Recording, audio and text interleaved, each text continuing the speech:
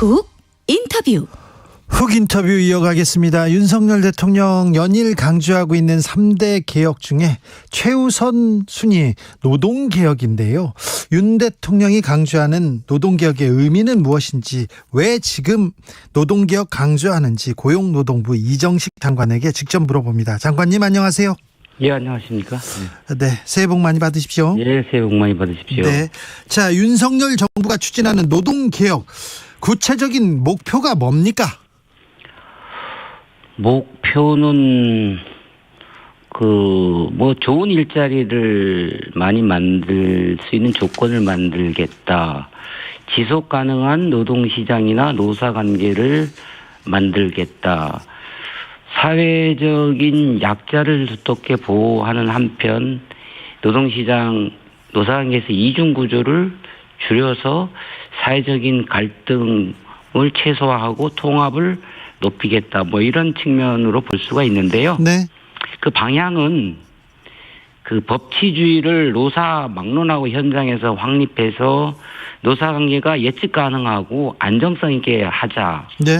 그리고 현실에 안 맞고 획일적으로 경직성이 강한 노동규범을 글로벌 스탠다드에 맞게 현대화해서 노사 모두의 선택권을 높여주고 능동적으로 시장 변화에 대응하게 하자. 마지막으로는 궁극적으로는 공정한 시장 노사관계를 만들기 위해서 이중구조, 양극화를 줄여보자. 이런 건데, 한마디로 말씀드리면 네. 모든 국민을 위해서 양질의 일자리를 창출하고 노동자들의 삶의 질을 높이고 기업의 활력을 제고하고 혁신을 뒷받침하겠다. 이게 목표가 되겠습니다. 네. 그런데요, 모든 개혁 중에 노동개혁이 최우선이라는데 왜 지금 노동개혁입니까? 지금 지체된 개혁이라고 볼 수가 있습니다. 진작에 했어야 되는데 네. 과거에 몇 번 시도를 했습니다만은 핵심적이고 본질적인 이중구조를 해결하지 못했습니다. 그리고 법, 제도, 의식 관행이 변화된 환경에 맞아야 되는데 이게 맞지 않아서 낡은 그 법과 제도, 그리고 불합리하고 부조리한 관행, 불법 부당행위가 있는데, 지금 우리 경제 상황이 그 디지털 전환, 전환적 변화의 시기라고 하지 않습니까? 인구 구조도 변하고 탄소 중립이나 산업 구조도 변하는 속에서 지금 작년에 우리 취업자 증가가 80만이었는데 올해는 약 10만 명 정도로 될 것 같은데, 경제가 매우 어려운데 정권 초기에 프랑스 마크롱 정부도 그렇지만 국민의 여론이 개혁에 대한 요구가 높아졌을 때 힘을 받아서 지금 지체된 개혁을 지금 하는 것이 좋다. 지금이 골든타임이다. 네. 이렇게 생각합니다. 알겠습니다. 지금이 골든타임이어서 노동개혁해야 된다. 윤 대통령 신년사에서도 노사법치주의 계속 강조했는데요. 노동개혁의 출발점이라고. 그렇습니다. 노사법치주의가 뭡니까? 그 법은 공동체하고 약속입니다. 법을 지키는 것은 당연한 것인데요. 그래야죠. 당연하지 않습니까? 네. 그런데 법을 지키는 것은 모든 사람이 편하고 정의로우면서 예측 가능한 사회를 만들면서 불필요한 갈등을 줄이는 역할을 합니다. 그래서 지금 현재 우리나라가 법을 경시하는 풍조가 노사 모두 만연해 있었는데 이제 그 부분을 하나씩 법을 존중하고 지키는 문화를 만들겠다는 거고, 우리가 개혁을 하기 위한 상당수의 내용들은 법 제도의 개선으로 나오지 않겠습니까? 그런데 그것이 법치가 없다 그러면 이게 지켜지지 않는다는 거 아니겠습니까? 그렇죠. 법대로 해야죠. 예, 법대로 한다는 건데, 그래서 노사 모두 지위 고하를 막론하고 법은 존중돼야 되고 지켜야 된다는 것을 엄정하게 확립하겠다는 것이고요. 그래서 저희들이 노사 불법을 놓고 볼 때 지금 산업 현장에 많은 불법 행위가 있는데, 대표적으로 포괄임금 오남용, 그러니까 임금을 편법적으로 지급하는 관행이 지금까지 만연해 있었습니다. 근데 이런 부분들을 근절하겠다는 거죠. 아, 그래요? 사측에서도? 그다음에 부당 노동이 사측에 의한 노조 파괴 행위라든가 부정하는 것들에 대해서도 저희가 법대로 하겠다는 겁니다. 아, 그렇습니까? 이에 맞춰서 네. 뭐 임금 체불도 법대로 하겠다는 거고. 네. 그러면 노동조합도 네.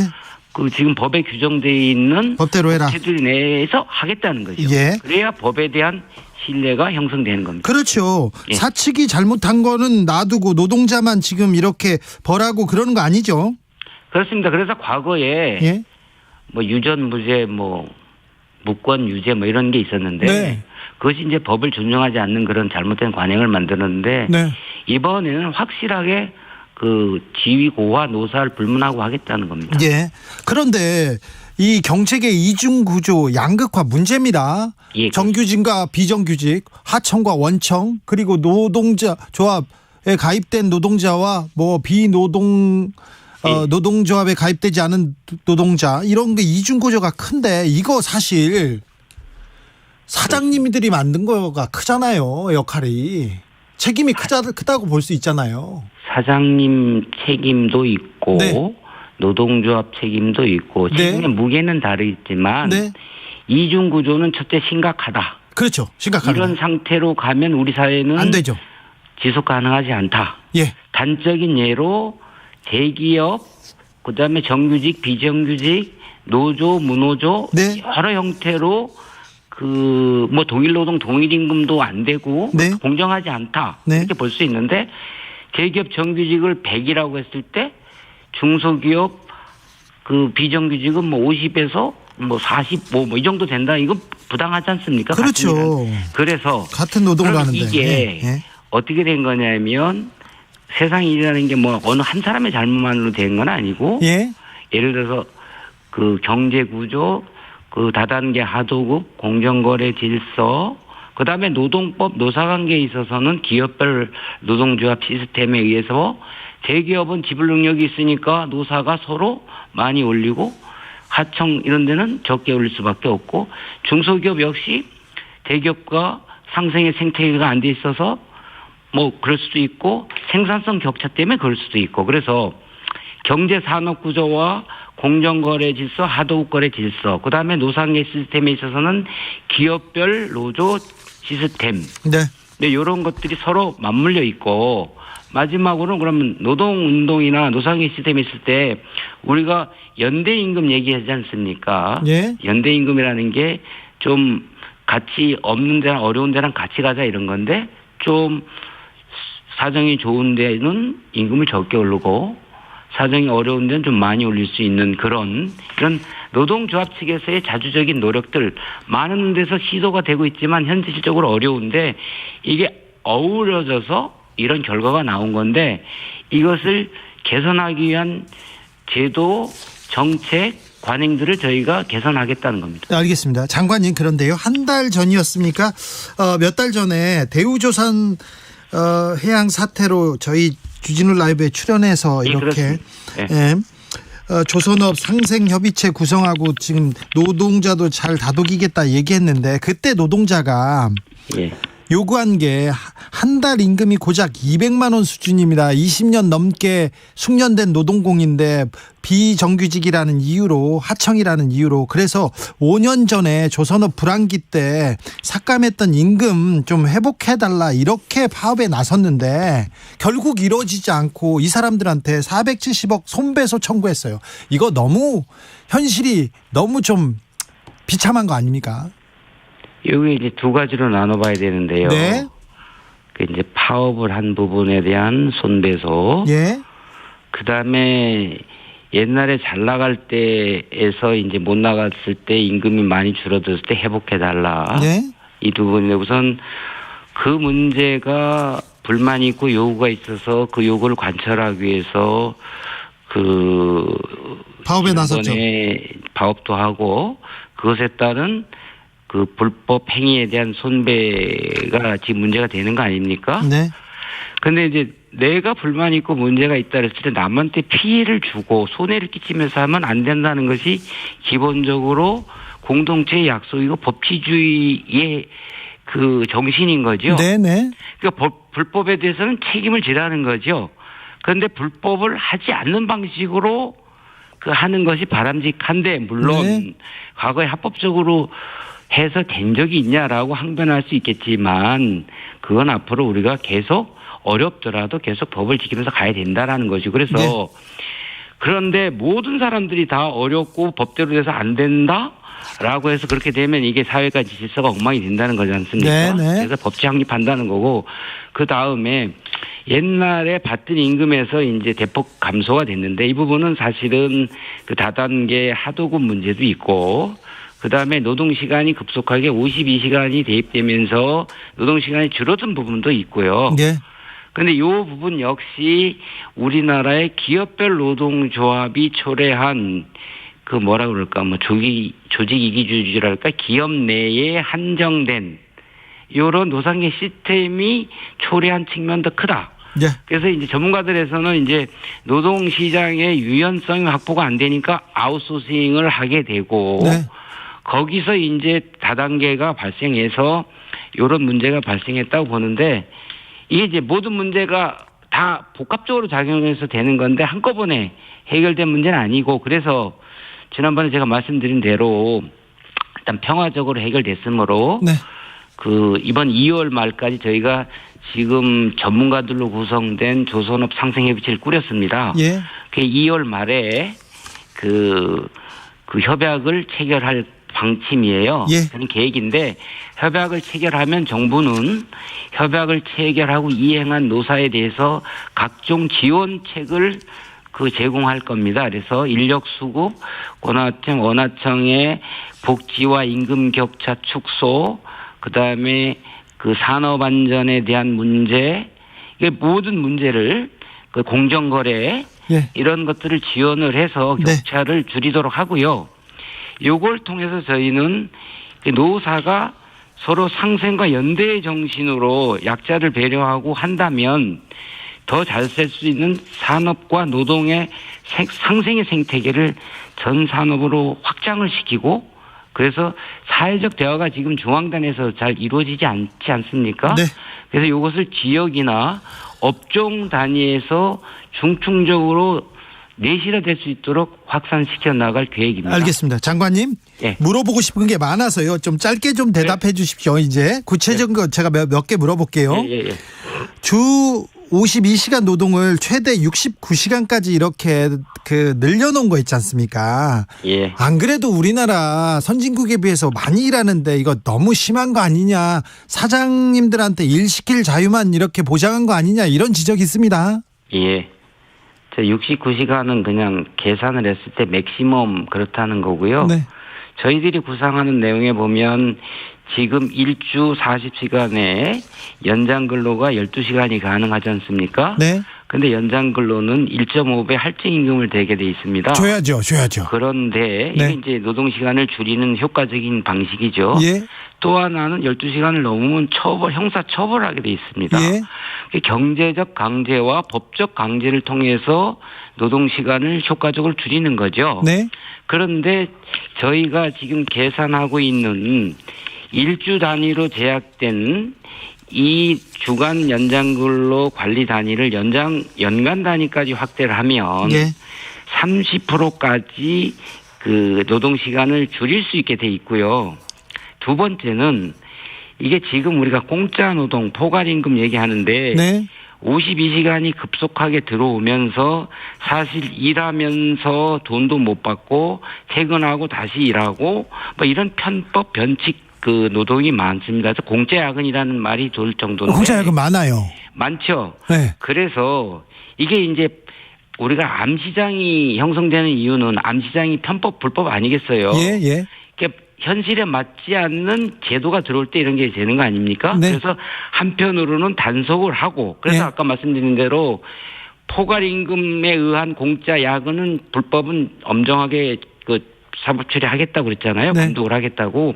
아울러서 이렇게 해놓으면 지금 다른 유연 근로자와 달리 이거는 1.5배 할증 임금이 가기 때문에 기업들이 비용이 늘어나는데 마구 시킬 수도 없고요. 네. 마지막으로는 노동자의 대표하고 이런 제도를 도입하게 되면 서면 합의를 되게 돼 있고 당사자의 동의를 구하게 돼 있고. 그런데 현실에서는요, 사장님이 너 일해 좀 일 좀 더해 그러는데 사장님 안 됩니다, 부장님 안 됩니다. 이게 노동자가 이렇게 사장님 부장님한테 선택하기 쉽지 않잖아요. 그래서 마지막으로는 지금 근로자가 지금 상태, 지금 상태를 좋아하면 지금 상태로 그냥 가는 거죠. 그러니까 지금 상태 플러스 여러 개를 선택지를 늘리는 거고, 그다음에 근로자 대표제는 근로자 대표제의 정당성, 민주적 정당성과 대표성을 높이기 위해서 그것도 개선할 거예요. 노동자의 직접 민주적으로 비밀투표에서 선출된, 지금은 그런 규정이 없습니다. 없어요. 그러니까 노동자의 목소리를 제대로 대변하게끔 그런 제도도 개선할 겁니다. 예. 노동개혁 과제 중에 고용노동부도 그렇고 윤 대통령도 그랬는데 노조의 회계 투명성 제고를 강조하겠다 이렇게 했는데, 아니 우리 노동자 중에 노조원이 몇 명 안 되고, 그리고 회계장부 이게 들여다볼 수 있는 사람들이 몇 명 안 되는데 깜깜이 회계 이거 바로 잡아야 된다 이렇게 외치시는 이유가 뭡니까? 우선 지금 우리나라 노동조합 조합원이 300만입니다. 그리고 조직률이 14.2%고 과거와 달리 우리가 아이로 기본 협약을 비준하면서 글로벌 스탠드에 맞게 노동 기본권을 법 테두리 내에서 행사하면 충분히 보장을 하고 있습니다. 우리 사회에서 가장 큰 정치 사회적 조직이 노동조합이라고 볼 수가 있겠죠. 그렇습니까? 그래서 높아진 사회적 위상과 영향력에 걸맞게 국제적으로 요구되고 있는 투명성, 윤리성, 이거 모든 조직에 요구되고 있는 추세 아닙니까? 이걸 하라는 거고, 지금 법에도 나와 있습니다. 정부 재정에 관한 장부와 서류를 비치하고 회계 연도마다 결산 결과 운영 상황을 공표하게 돼 있고, 조합원이 요구하면 열람하게 돼 있고, 10여 년 전에 도입된 복수노조 제도야말로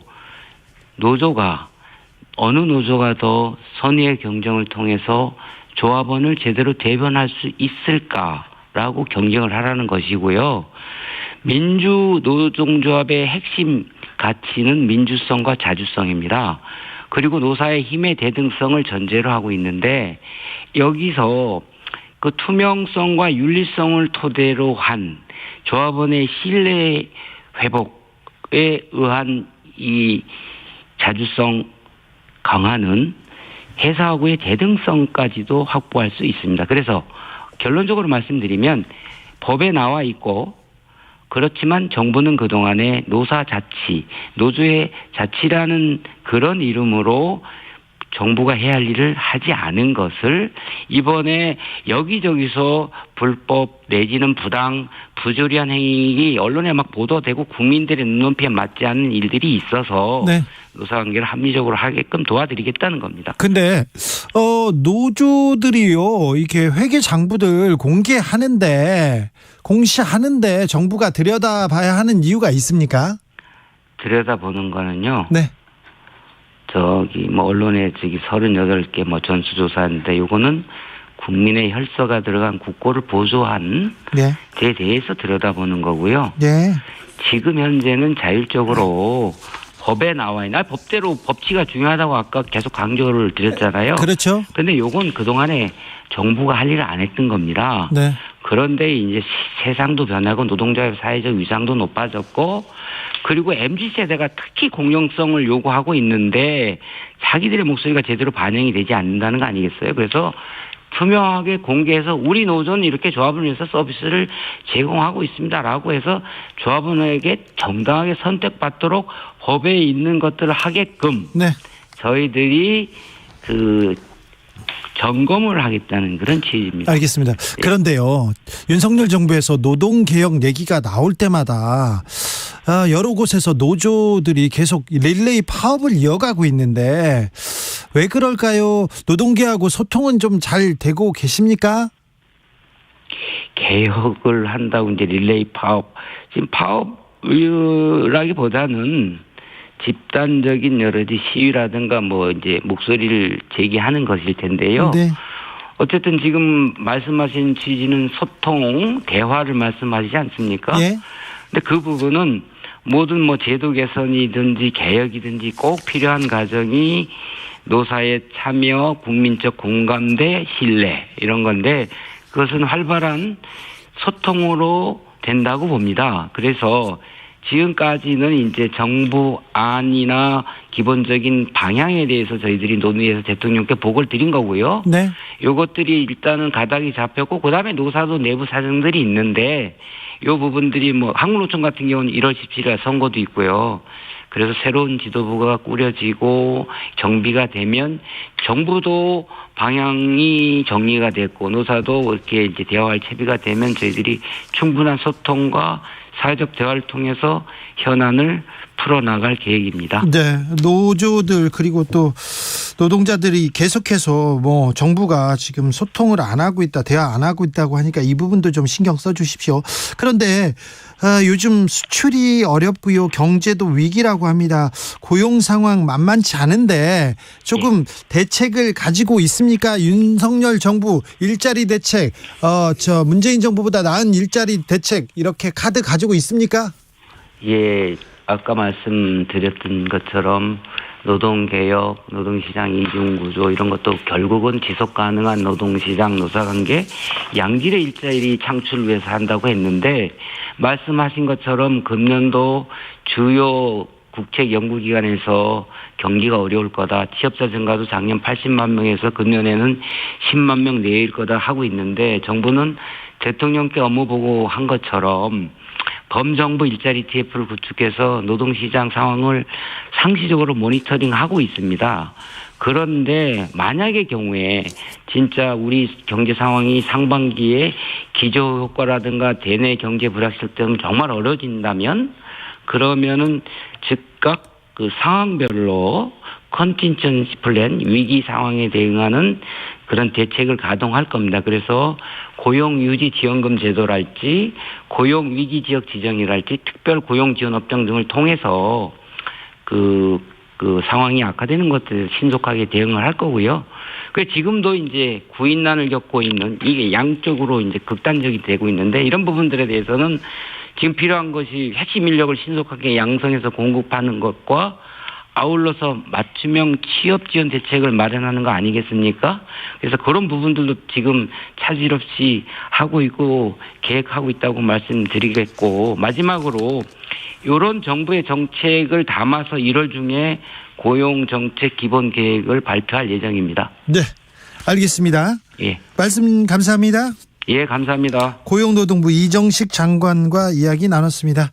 교통정보센터 다녀오겠습니다. 이승미 씨. 네, 시각 교통정보입니다. 경부고속도로 서울 방향으로